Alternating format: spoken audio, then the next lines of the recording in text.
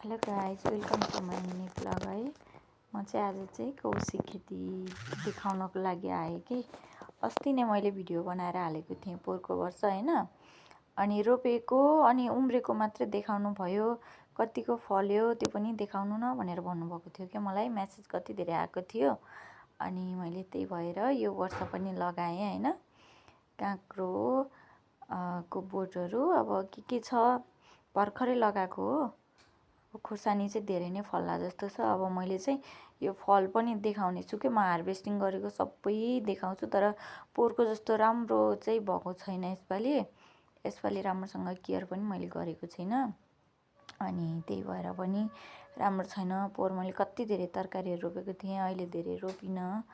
अहिले चाहिँ कतै कतै मात्रै रोपेँ। अनि कुखुरालाई दाना पनि हाल्न आएको थिएँ म।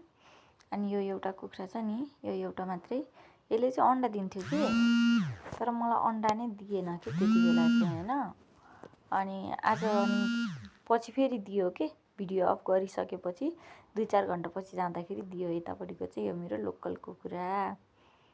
अनि कति धेरै फोहोर भएको खोरहरू पनि सब सफा गर्छु आज म। अनि अहिले चाहिँ सर्र लाएर छतमा